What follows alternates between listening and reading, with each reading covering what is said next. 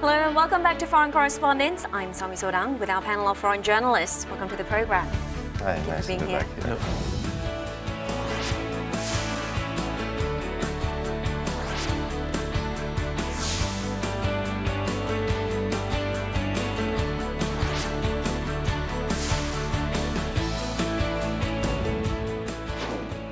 In South Korea, many social gatherings take place near the end of the year, often involving consumption of alcohol.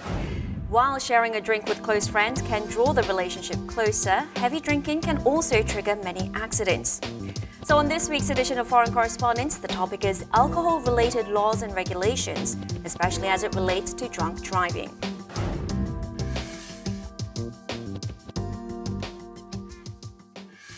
With the year-end fast approaching, police authorities in South Korea are setting up DUI checkpoints to crack down on drunk drivers.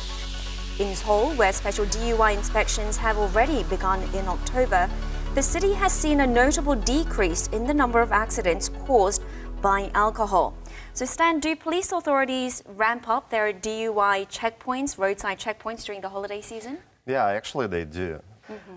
For example, from my apartment in Moscow, I can see where the road takes a steep turn and the drivers cannot see what happens behind it. Then the police would put their cars there, they would put an ambulance, and they would just pull over some of the passing by cars and check the drivers for alcohol.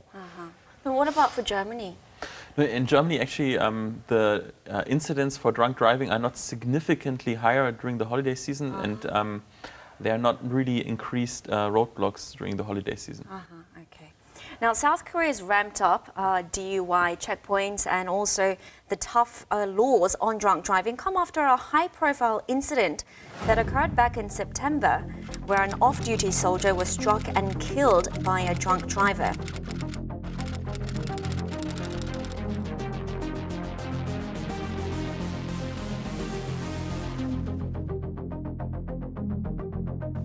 The South Korean public now has a more or less a zero-tolerance policy when it comes to drunk driving, a notable departure from how they were perceived in the past. South Korean President Moon Jae-in condemned the incident. 음주운전에 대한 처벌이 엄중하지 않기 때문이다라고 볼 수 있습니다. 재범 가능성이 높은 음주운전 특성상 초범이라 할지라도 처벌을 강화하고. And the National Assembly passed the Yoon Chang-ho Act, a new piece of legislation named after the deceased victim. What's the general perception of drunk driving in the US? I would say the perception's actually quite harsh. Drunk driving is like a huge public health problem in the US. And generally speaking, I would think that most people know the phrase "don't drink and drive." There's been a lot of public health campaigns around the issue. So I would say nobody would want to tell other people that they've been convicted of a DUI. So it's a social stigma as well? Absolutely, yeah. Okay, what about for Russia? Yeah, it's the same situation as in the United States, I guess. The situation is slightly changing. Previously, maybe 15 years ago, being convicted of drunk driving was not so stigmatizing as it is now. Because there were several very publicly known incidents, like a few years ago, when a drunk driver crashed into a bus stop and he killed like 7 people. And after that, even the Russian parliament had to take measures. You know, they introduced new laws on drunk driving, and of course, that people are also aware. They start to think that drunk driving is not really a good idea. Yeah. Okay. Now, coming back to South Korea, the newly passed Yoon Chang-ho Act.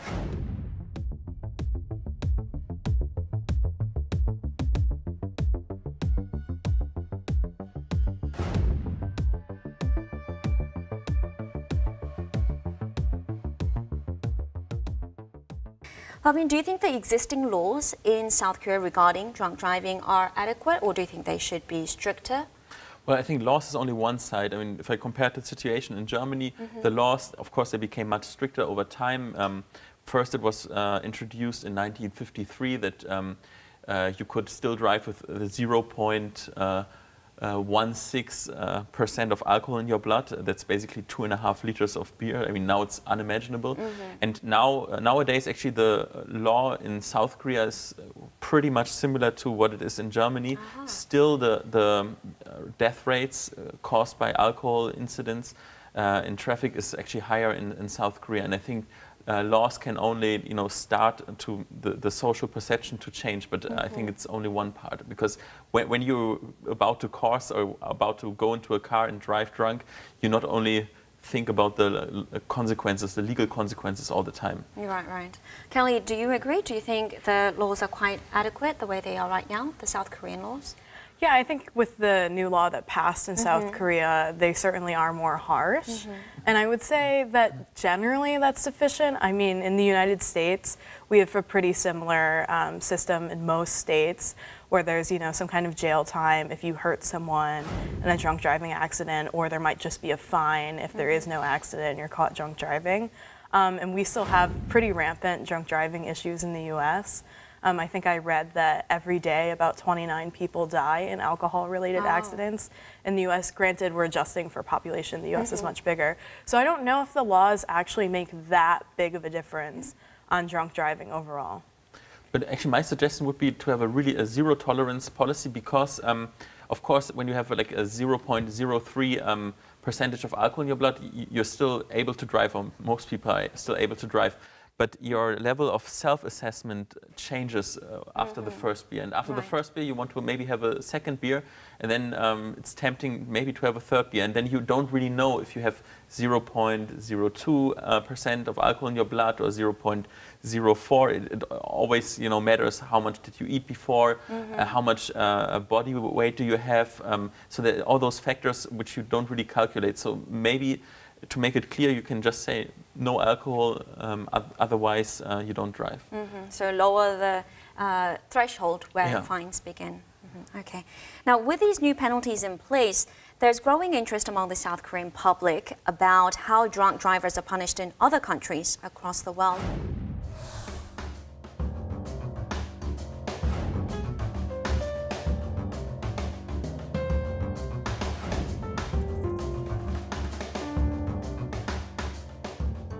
So how heavy are the penalties in Russia?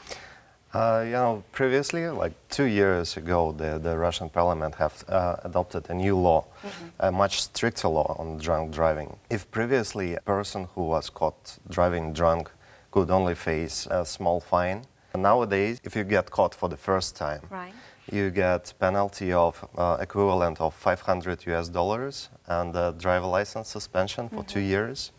And if you're caught for the second time within 1 year, then you can get a criminal record and you can go to jail for up to 2 years.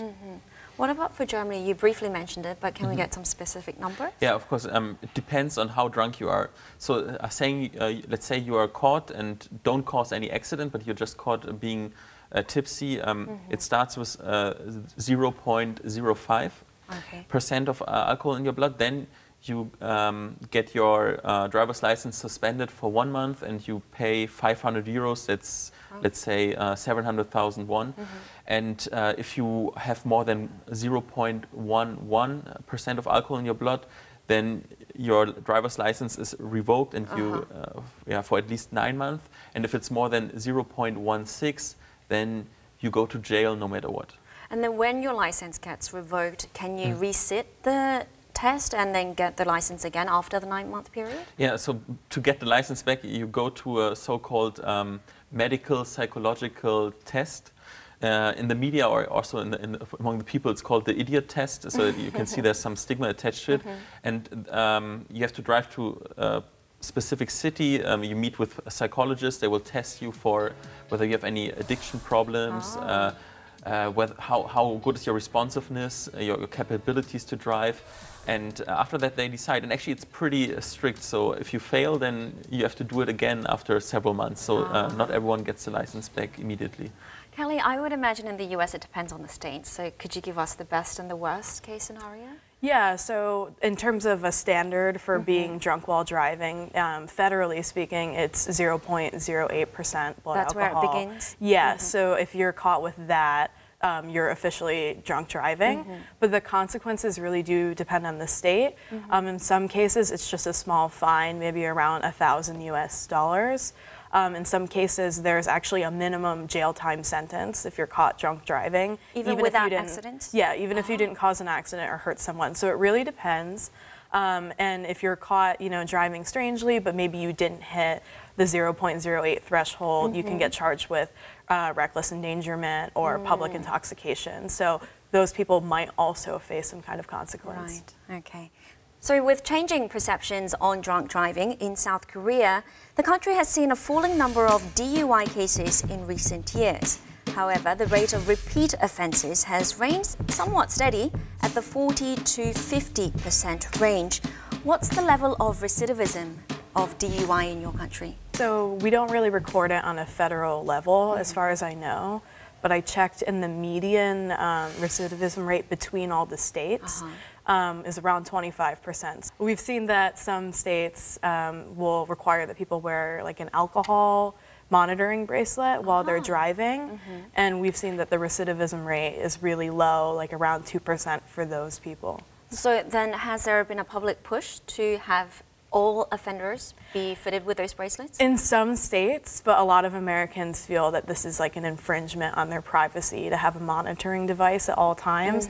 In general, monitoring devices for people who have been to jail or convicted of a charge are really controversial in the US. Oh, can I ask how that works? So you wear a bracelet and then that monitors whether you go into a bar? It basically monitors your blood alcohol level. Oh, wow, okay. I'm not like super familiar with the technology, but in the case where someone's been convicted of drunk driving, they might be required to wear that, and then there would be a way of like alerting some kind of center if they're driving again while under the influence of alcohol. Well, in Germany it's 30%, so it's higher, and that's even after you go to that medical test and you have some counseling. In general, actually, there are only like 230 alcohol-related traffic deaths per year, so I would say it's only the hard cases who cause drunk driving. Maybe that's because the rate is high, because 30% I think is relatively high. Right. And what efforts have there been to reduce the rate of recidivism? Well, I think it's the psychological counseling, because people usually assume that nowadays, if you drive drunk, then there might be an underlying problem. For example, maybe you suffer from alcohol addiction, or maybe there's some other like incidents in your life, and so that you go to the source of the problem. Right, that make you more prone to being reliant on alcohol. Yeah, I heard that this idiot test is very, very difficult. Yes. Every time you fail, you have to pay more money, and like every time you try to pass it, you pay 300 euro or maybe more, and it's almost impossible to pass this test without preparation. And you also pay for the preparation. There are special schools that teach you how to pass this test. Am I right? It's quite strict, and half of the persons who take the test actually fail. So it has a very high rate of failure rate. Okay. Now, many high-profile individuals across the world have been charged with drunk driving incidents and face severe public backlash as a result.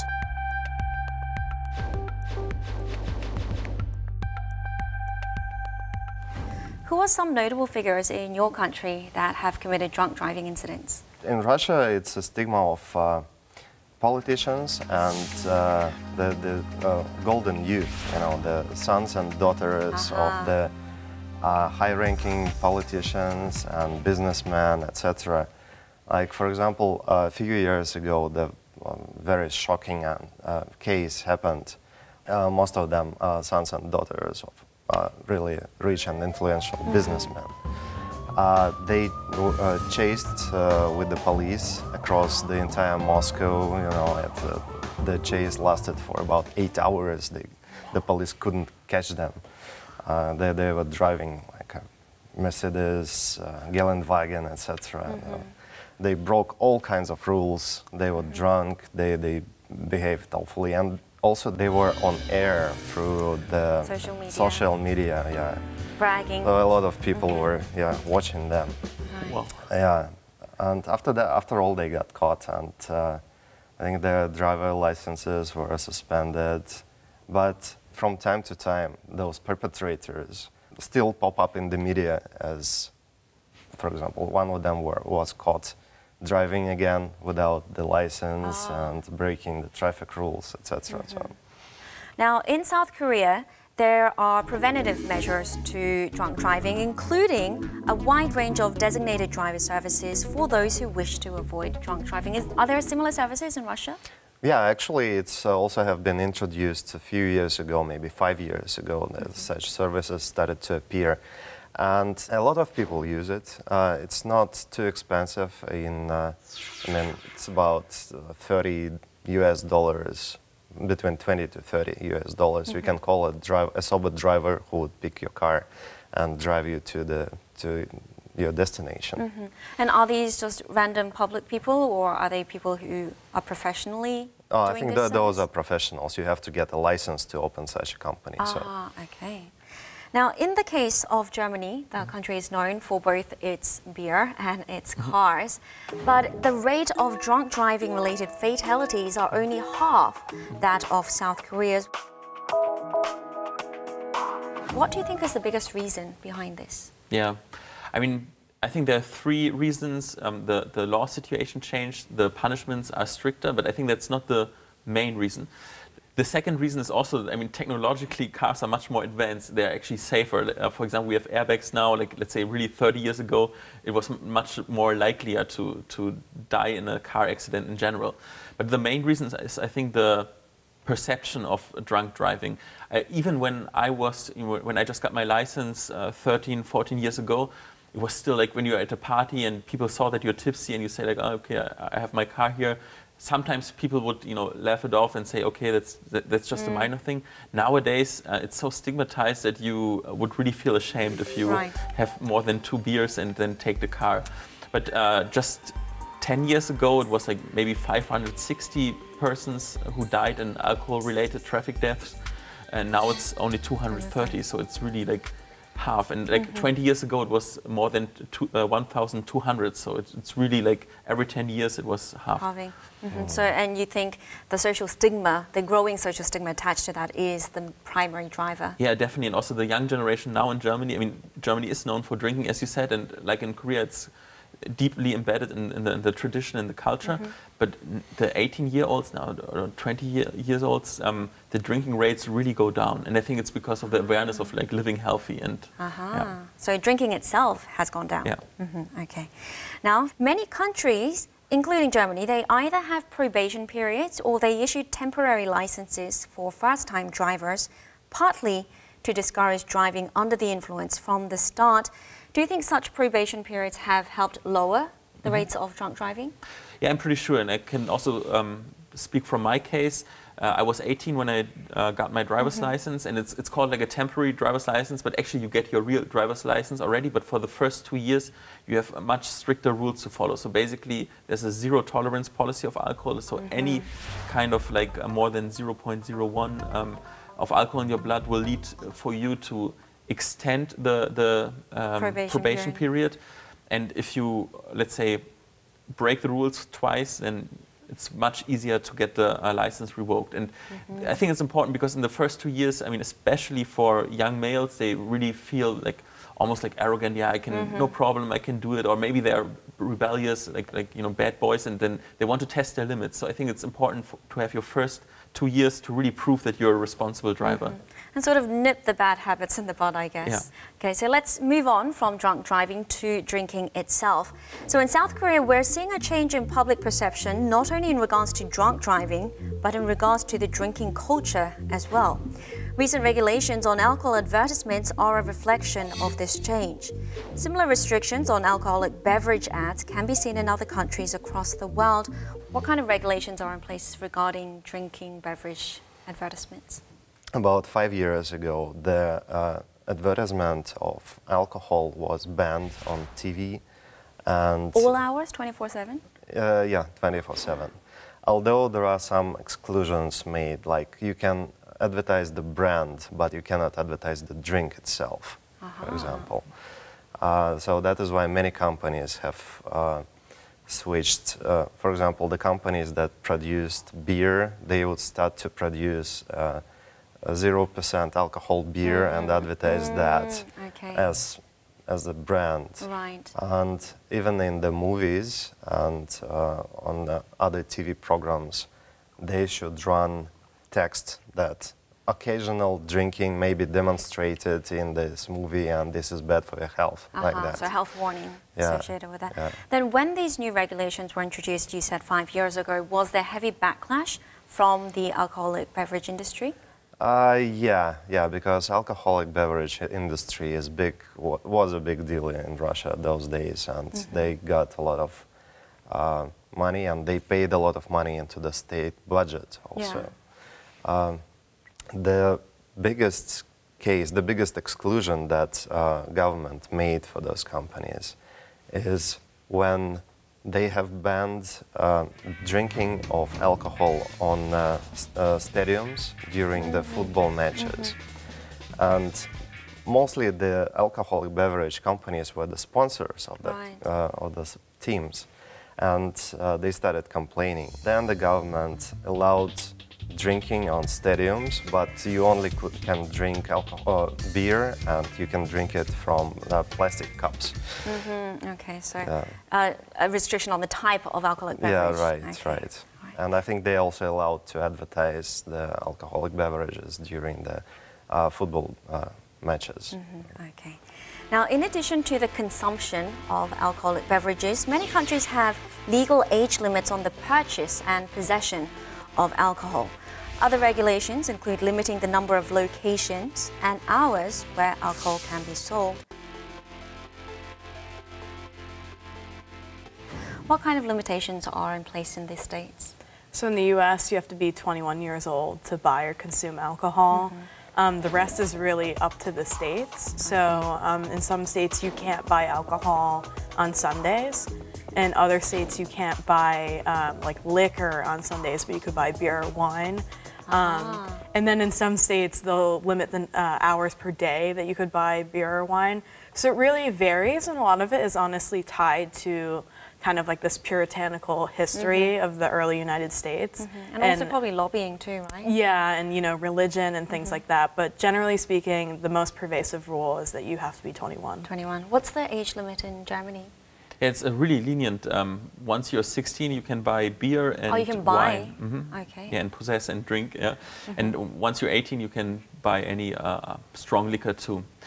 But the idea behind this is that in Germany, most people would say we have a drinking culture, and even when you're young, like you can slowly you learn that culture. And I mean, there are some rules attached to it. For example, at a certain age, like being drunk in public is really not acceptable. So. Yeah, drinking comes with responsibility, but also in terms of drinking in public, there are almost no regulations. So in most cities or parks, it doesn't matter. Actually, in my hometown Berlin, after 10 p.m., if you go into a subway or a metro, especially on weekends, you will find half of the passengers actually just on the way to a party and having a bottle of beer in their hands. On the subway? Yeah, on the subway, and that's. Yeah, it's not a nice view to see, but I mean that's how it is. And so the only regulation that I actually know is in a football stadium that sometimes you can only drink like very light beer or sometimes even no beer at all. So similar to Russia. So it's opposite, yeah. Okay. It's interesting. In Russia, for example, the legal drinking age is 18, and since a few years ago, they have limited the timing of when you can buy alcohol. So you can only buy alcohol during the daytime. And from 10 p.m. until 7 a.m. you cannot buy even a beer. What's the reasoning behind that? So they only allow planned drinking? Yeah, probably. Maybe if you had a couple of drinks and then you want more. And they think that you may cause trouble to other people. Okay. Now, it must be stressed that drinking itself is legal, and there are some studies, even studies that claim that moderate drinking can be beneficial to our health. So let me end with this question. Do you have any personal advice on how to drink responsibly? I would just say, educate yourself from a health perspective. I think it's surprising to most people what the recommendations are for alcohol. How many drinks you shouldn't go past a week to maintain good liver health, things like that. But also just, if you're already drunk, if you've already gotten there, take a taxi or an Uber and, just, put your safety first. Right. I think it's common sense, yeah. Okay, all right, we'll have to wrap it up there. Thank you very much for your insight. Thank you. Thank you. Now, between 2008 and 2017, nearly 7,000 people in South Korea have had their lives cut short due to accidents caused by drunk driving. The legal and financial ramifications aside, driving under the influence is a gamble with one's life, which can be taken away in the blink of an eye. That's all we have for this week. Thank you for tuning in, and goodbye.